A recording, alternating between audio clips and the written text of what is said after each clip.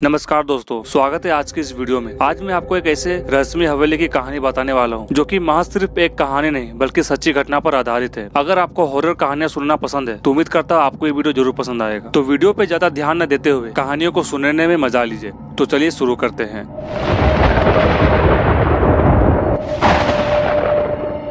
बहुत समय पहले की बात है। एक गांव में एक परिवार रहता था। उस परिवार में मात्र 3 सदस्य रहते थे, एक लड़का और उसके माता पिता। उस लड़के का नाम सत्येंद्र था। वो लड़का बहुत ही ज्यादा जिज्ञासु और पढ़ा लिखा था। पढ़ा लिखा होने के कारण वो भूत प्रेत इन सभी चीजों में विश्वास नहीं करता था। उसी गाँव में बहुत ही पुरानी एक हवेली थी। कहा जाता है कि वर्षों पहले यह हवेली एक राजा की थी और उस राजा की एक बेटी भी हुआ करती थी। लेकिन एक रात उस हवेली में राजा की बेटी की जलकर मौत होने के कारण उस लड़की की आत्मा उस हवेली में चारों ओर घूमती रहती थी। इस डर के कारण उस हवेली के आसपास कोई जाता था। वह हवेली वर्षों से बंद पड़ी रहती थी। लेकिन सत्येंद्र बहुत ही ज्यादा जिज्ञासु होने के कारण वह हवेली के बारे में बहुत कुछ जानना चाहता था। इसलिए उसने फैसला किया कि वह हवेली के अंदर जाएगा। पर लोगों ने उसे बहुत ही रोका। लोगों ने उसे यह भी कहा कि जो कोई भी अंदर जाता है वह कभी वापस लौटकर बाहर नहीं आता है। लेकिन सत्येंद्र बहुत ही ज्यादा बहादुर था। उसने अपनी जान की परवाह किए बिना अंदर जाने की ठान ली थी। सत्येंद्र ने अपने तीनों दोस्तों को अंदर जाने के लिए राजी किया और वह परसों ही सुबह अंदर जाने का प्लान बनाने लगा। अंदर जाने के लिए उसे किन किन चीजों की जरूरत पड़ेगी वह उन सभी चीजों को खरीदने के लिए बाजार चला गया। बाजार से सामान लाने के बाद उसने अपना बैग को पैक कर लिया। अब दोस्तों फाइनली वो दिन आ चुका था